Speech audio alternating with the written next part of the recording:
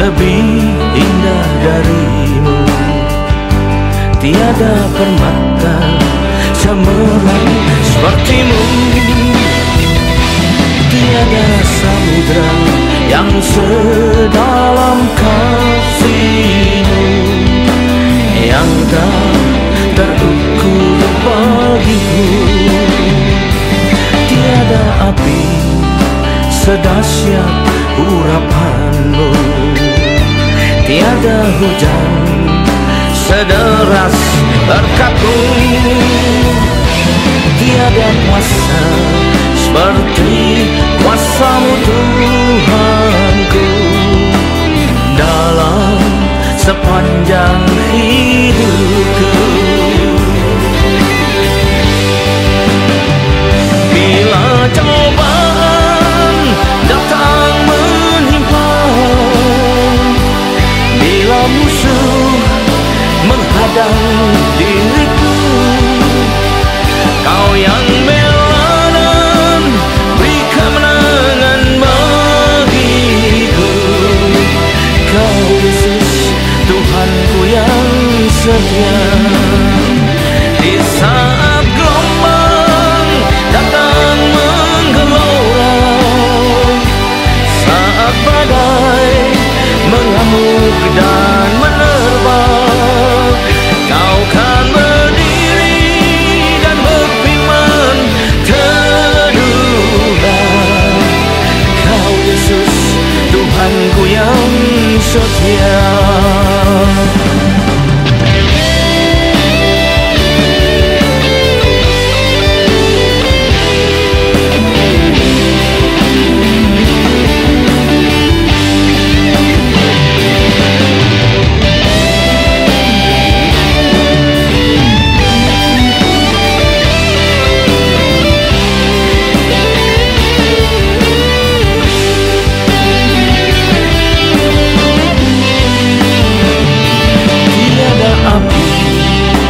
Sedahsyat urapanmu, tiada hujan sederas berkatmu. Tiada kuasa seperti kuasamu Tuhanku, dalam sepanjang hidupku. Bila cobaan datang menimpa, bila musuh menghadang diriku, Kau yang bela dan beri kemenangan bagiku. Kau Yesus Tuhanku yang setia.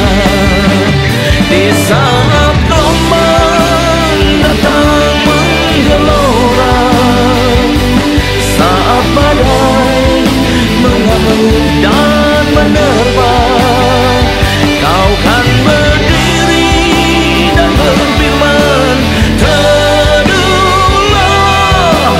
Kau Yesus Tuhanku yang setia. Kau Yesus Tuhanku yang setia. Kau Yesus Tuhanku yang setia.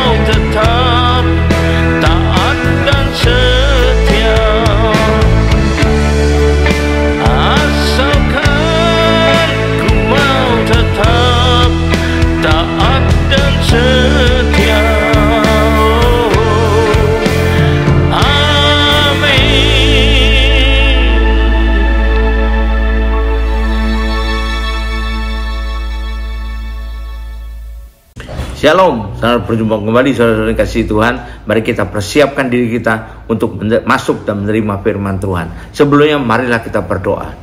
Terima kasih Tuhan, kami umat-Mu siap menyambut firman-Mu. Urapilah kami semua dan urapilah hamba-Mu yang akan menyampaikan firman ini Tuhan, agar firman ini tidak kembali dengan sia-sia, dia boleh tumbuh dalam hidup kami dan menghasilkan buah yang baik dan berlipat ganda, yaitu sampai 30 kali, 60 kali, bahkan 100 kali ganda. Dan berikanlah pada kami semua Tuhan urapan roh, hikmat dan wahyu daripada-Mu, agar kami boleh menangkap dan mengerti firman-Mu ini dengan baik dan benar, yaitu tepat seperti Kau maksudkan kepada kami semua. Terima kasih Tuhan, kami siap sambut firman-Mu ini hanya dalam satu nama yang berkuasa, yaitu nama-Mu Tuhan Yesus Kristus.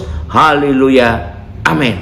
Nah, sekali lagi shalom dan kasih Tuhan. Mari kita bersiap-siap untuk masuk dan menerima firman Tuhan. Tema dari firman Tuhan pada saat ini saya pilihkan sikap orang setelah menerima mujizat Tuhan, ya. Sikap orang bagaimana kalau dia menerima mujizat Tuhan. Ternyata tidak semua sama loh, ya. Ada berbeda-beda. Setelah mengalami mujizat, dan semua orang Kristen, orang percaya, bahkan orang nggak percaya Tuhan pun itu kepingin mengalami mujizat dalam hidupnya. Nah, tapi bagaimana sikapnya setelah mengalami mujizat itu, ya? Apalagi ya setelah itu ngalaminya karena minta kepada Tuhan, dikabulkan Tuhan, ngalami mujizat. Itu kan sesuatu yang sangat menggembirakan dalam hidup ini, ya. Tentunya hampir semua orang merindukan hal itu, mendambakannya bahkan, ya. Tapi kita perlu ingat, bukan cuma itu yang terpenting. Di sisi lain ada hal lain yang harus kita perhatikan. Bagaimana sikap kita setelah kita menerima mujizat itu. Nah, ini penting bagi kita. Bagaimana reaksi kita, bagaimana respon kita setelah kita menerima mujizat itu, ya. Jadi Alkitab mengajarkan kita paling tidak ada 3 macam sikap yang berbeda satu dengan yang lain, ya, pada orang-orang yang menerima mujizat atau mengalami mujizat itu, ya. Dari ada yang paling buruk dari yang sampai paling baik, ya, di pandangan menurut firman Tuhan. Yang pertama, ini saya mau katakan, ada juga orang yang sudah mengalami mujizat, bahkan dia sendiri yang minta, sungguh-sungguh meminta dan mendapatkannya, itu pengabulan doanya. Nah, itu sudah mengalami, tetapi sikapnya tetap aja kayak dulu-dulu juga. Dulu jelek tetap jelek, dulu belum percaya Tuhan tetap tidak percaya Tuhan, dulu tidak mengikuti perintah Tuhan tetap aja tidak mengikuti perintah Tuhan, walaupun sudah menerima pertolongan yang besar sekali dari Tuhan, bahkan mujizat yang tidak masuk akal, ya. Jadi artinya dia mendapatkan, dia menerima mujizat dari Tuhan, tapi tidak merespon dengan baik, tidak berubah, tetap aja seperti dulu, seperti sebelumnya, di mana sebelum itu kurang baik di mata Tuhan. Contohnya, lihat 10 orang kusta disembuhkan Tuhan, kan dapat mujizat. Orang buta melihat lagi, orang kusta bisa tahir kembali. Tapi cuma 1 orang yang kembali merespon Tuhan dengan baik, ya. Yang 9 orang tetap aja seperti dulu, bahkan tidak peduli, pergi begitu saja dia, ya. Kabur begitu saja. Mari kita baca Lukas 17, ya. Lukas 17 ayat 15 sampai 18. Kita lihat contohnya, Alkitab mengajarkan kita.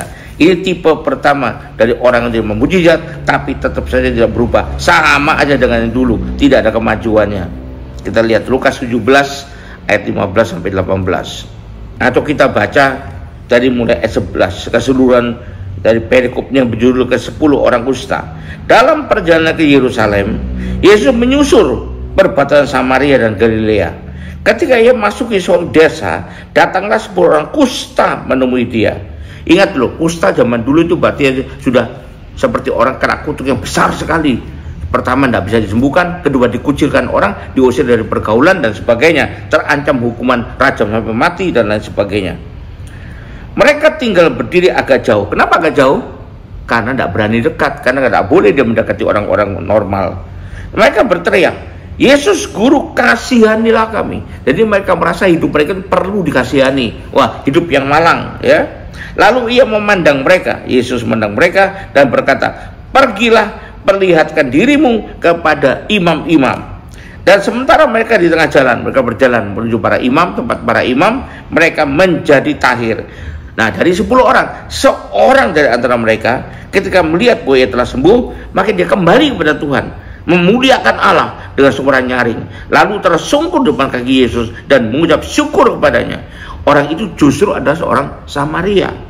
Lalu Yesus berkata, bukankah 10 orang tadi semuanya telah menjadi tahir? Di manakah yang 9 orang itu? Nggak tahu lagi kemana, kabur begitu saja. Tidak adakah di antara mereka kembali untuk memuliakan Allah selain daripada orang asing ini? Lalu ia berkata kepada orang itu, berdirilah dan pergilah, imanmu telah menyelamatkan engkau. Yang 9 gimana? Selamat juga, tetapi tidak peduli, tetap aja seperti dulu. Nah, tidak mau memuliakan Tuhan. Nah, ini contohnya ya, tipe pertama. Contoh kedua, bahkan Tuhan mengecam kota-kota seperti Korazim, Betsaida, Kapernaum yang dibanding-bandingkan dengan kota Sodom. Kita baca di Matius 11 ayat 20 sampai 24. Matius 11 ayat 20 sampai 24. Judul perikopnya, Yesus mengecam berapa kota. Ayat 21. Celakalah engkau Korazim, celakalah engkau Betsaida. Kenapa demikian? Karena jika di Tirus dan Sidon terjadi mujizat yang telah terjadi di tengah kamu, sudah lama mereka bertobat dan berkabung.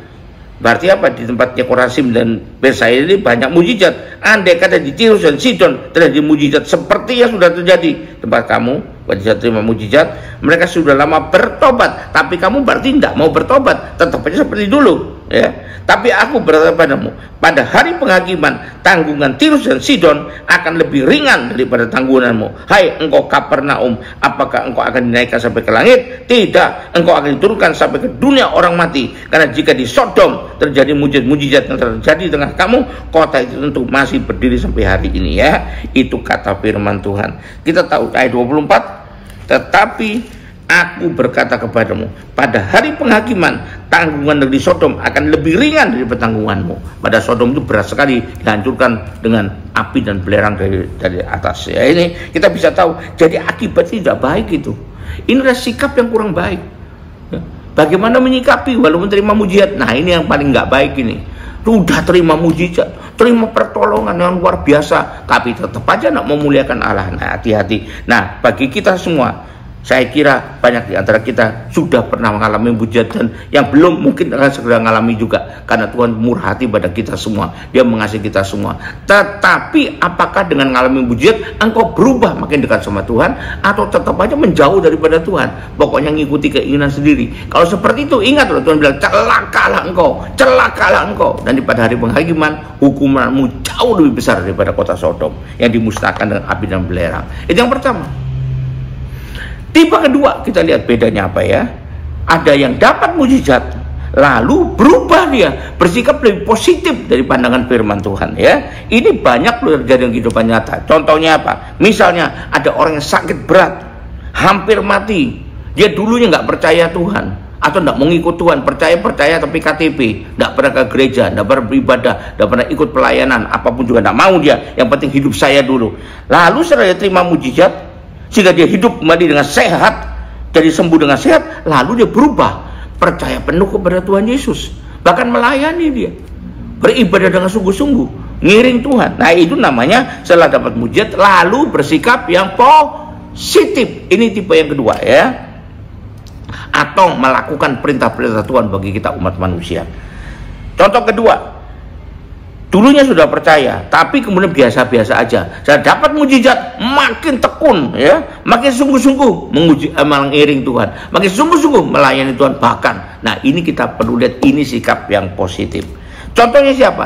Orang yang dirasuk setan di Gerasa, ya. Orang dirasuk setan pasti malang sekali nasibnya, ya. Mari kita lihat Lukas 8 ayat 39. Judul perikopnya, Yesus mengusir roh jahat dari orang Gerasa, ya. Kita tahu kan ceritanya, akhirnya dilepaskan oleh Tuhan. Dulu hidupnya nggak karuan, sampai tinggalnya di tempat yang banyak setan, di pekuburan misalnya, ya. Kata Tuhan Yesus kepada dia, kita lihat dulu 37. Lalu seluruh penduduk daerah Gerasa minta kepada Yesus supaya ia meninggalkan mereka, dan mereka sangat ketakutan. Maka naiklah ia ke dalam perahu lalu berdaya kembali. Dan orang yang telah ditinggalkan setan-setan itu meminta supaya diperkenankan menyertainya, ingin ikut Yesus, punya keinginan besar untuk mengikuti Yesus. Tapi Yesus menyuruh dia pergi, bukan pergi begitu saja, tapi berpesan, pulanglah ke rumahmu dan ceritakanlah segala sesuatu yang telah diperbuat Allah atas namamu, bersaksi untuk memuliakan nama Tuhan, ya. Orang itu pergi mengelilingi seluruh kota itu dan memberitahukan segala apa yang telah diperbuat Yesus atas dirinya. Itu secara tidak langsung juga menginjil juga, memberitakan kebesaran Tuhan, keagungan Tuhan, mujizat dari Tuhan, supaya orang percaya kepada Tuhan Yesus. Karena orang sana kebanyakan belum percaya. Nah, ini ada respon yang positif. Jadi setelah mujizat dari dunia ke karu-karuan berubah menjadi positif. Nah, ini yang pertama ya, contohnya ya. Kita lihat 1 dari 10 orang sakit kusta kembali dia pada Tuhan, memuliakan Tuhan, berlutut bersyukur pada Tuhan, memuliakan Tuhan. Jadi reaksinya positif. Yang berikutnya contohnya orang buta yang dekat Yeriko. Mari kita baca Markus 10 ayat 46 sampai 52. Judul perikopnya, Yesus menyembuhkan Bartimius.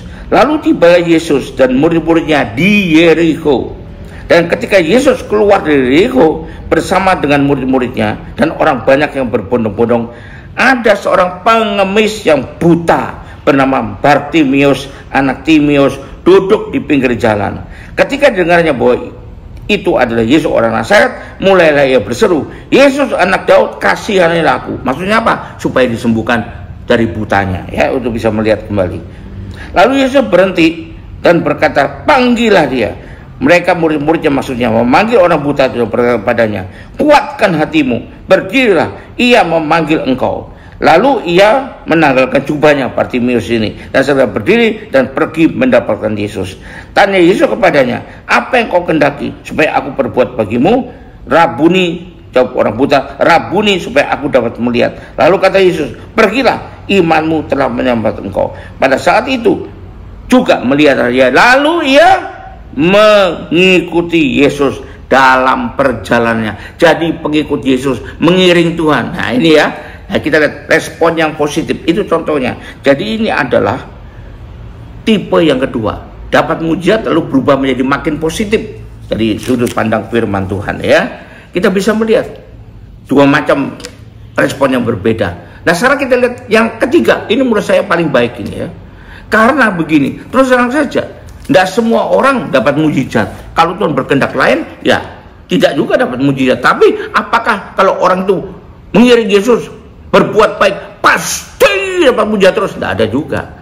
Kalau Tuhan berkehendak lain, ya misalnya sakit, apakah pasti sembuhkan? Sakit kanker, apa pasti kankernya bisa hilang? Tidak juga. Kalau Tuhan mau memanggil dia, ya sudah, berpulanglah dia ke pangkuan Tuhan. Tapi dia akan mendapat upah besar di sorga, hasil dari perbuatannya di dunia, gitu loh, yang orang baik ini. Jadi tidak mesti juga. Tergantung, semua kan Tuhan yang punya kuasa. Semua kedaulatan Tuhan menentukannya. Jadi kalau Tuhan sudah mau panggil, mau berapa puluh hamba Tuhan yang hebat-hebat, dahsyat-dahsyat, mau bangkitkan dia, mau sembuhkan dia, hilangkan kankernya, tidak bisa juga. Itu maunya Tuhan gitu. Dan itu mau Tuhan pasti ujung-ujungnya terbaik bagi yang bersangkutan. Jadi kalaupun sudah dipanggil, dia akan balik kepada pangkuan Abraham gitu loh, bukan masuk ke tempat yang jelek ya. Nah, kita harus tahu. Jadi artinya bisa dapat mujizat ataupun tidak dapat mujizat. Walaupun itu diharapkan, tetap saja bersikap positif. Nah, ini jarang terjadi. Ini sukar sekali, kecuali punya iman yang kuat sekali pada Tuhan ya, bersandar kepada Tuhan, menyerahkan seluruh hidupnya pada Tuhan ya. Seperti siapa contohnya di Alkitab? Sadrah, Mesah, Abednego. Mereka terancam sekali mau dibakar, dilempar ke dalam api, dapur api yang menyala-nyala. Bahkan kata raja musuh, itu adalah panaskan 7 kali lipat, sampai orang yang petugas manaskan aja ada yang mati kok. Bagaimana kalau dilempar ke sana gitu? Tentu mengharapkan mujizat, yaitu supaya diselamatkan Tuhan. Nah, tapi kita perhatikan ya, karena dia tidak mau nyembah patung, dia tetap hanya mau nyembah Yahweh Elohim, Allah orang Israel. Kita lihat bagaimana. Lalu apa kata dia kalau waktu diancam oleh Nebukadnezar seperti ini ya, oleh Raja Babel? Bagaimana respon mereka? Oh ya, kalau saya mau jadi, oh Tuhan tidak nolong saya, tetap paksa nyembah patung. Tidak begitu. Kalau Tuhan tidak nolong berarti tidak dapat mujizat kan? Apakah dengan demikian dia terpaksa mengikuti perintah Raja Babel untuk nyembah patung? Tidak juga. Mari kita lihat ya, Daniel 3. Lihat ayat 17 dan 18. Daniel 3 ayat 17 dan 18. Coba kita baca mulai ayat 13 dulu. Sesudah itu ya, atau tidak ayat 12. Ada berapa orang Yahudi, laporan orang-orang dekatnya Nebukadnezar, yang kepada mereka telah Tuanku berikan pemerintahan atas Raja Babel, yaitu Sadrah, Mesah, Abednego, dilaporkan orang. Orang-orang ini tidak mengindahkan titah Tuanku, ya Raja. Mereka tidak memuja dewa Tuanku dan tidak menyembah patung emas yang telah Tuanku dirikan. Karena mereka bermaksud tetap tetap menyembah Allah Yahweh, itu ya. Maka Nebukadnezar sudah itu memerintahkan dalam marahnya dan geramnya untuk membawa Sadrak, Mesak, Abednego menghadap. Setelah orang-orang itu dibawa menghadap raja, berkatalah Nebukadnezar kepada mereka, apakah benar, hai Sadrak, Mesak, dan Abednego, bahwa kamu tidak memuja dewaku dan tidak menyembah patung emas yang kudirikan itu? Sekarang jika kamu bersedia, demi kamu mendengar bunyi sangkakala, seruling, kecapi, rebab, gambus, serdam, dan berbagai jenis bunyi-bunyian, sujudlah menyembah patung yang kubuat itu. Tapi jika kamu tidak menyembah alias tidak mau menyembah, kamu akan dicampakkan, dilemparkan seketika itu juga ke dalam perapian yang menyala-nyala. Dan dewa manakah yang dapat melepaskan kamu dari dalam tanganku? Lalu Sadrak, Mesak, Abednego menjawab kepada Nebukadnezar, tidak ada gunanya kami beri jawab pada Tuanku dalam hal ini.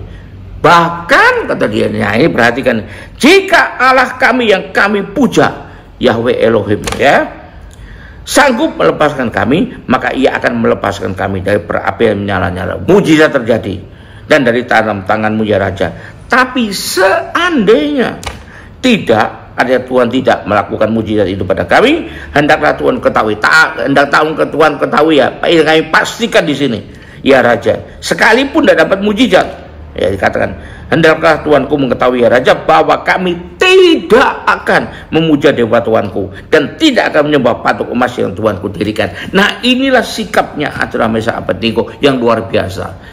Kalau dapat mujizat, puji Tuhan, kami tetap menyembah Yahweh. Tidak dapat mujizat, tetap kami sembah Yahweh. Kami tidak mau mengkhianati kesetiaan kami kepada Yahweh Elohim. Nah, ini yang terbaik ini. Jadi dapat mujizat atau enggak, tetap dia bersikap positif. Nah, ini ya kadang-kadang jarang kita temui. Atau dengan kata lain, kadang-kadang banyak juga yang tidak bisa melakukan ini. Kalau sudah tidak dapat mujizat, kecewa sama Tuhan. Tapi ini dia tidak kecewa, tetap mengiring Tuhan dengan taruhannya nyawa. Demikian juga para rasul ya, para murid Yesus sampai akhir hidupnya. Lihat, apa mereka tidak berharap dan mujizat? Tapi kenapa akhir hidupnya tragis semua? Ada yang disalib, mati, salib terbalik, ada yang terpenggal, ada yang dikuliti, ada yang direbus, segala macam. Ada yang ditombak dan sebagainya. Nah, ini kenapa begitu? Karena Tuhan itu mau lihat kesetiaannya dan akan membalas dengan upah yang besar di surga. Dan itu jadi teladan buat kita semua. Bukan mujizat patokannya, bukan, tapi iman kita kepada Tuhan, kesetiaan kita kepada Tuhan, ketaatan, itu patokannya.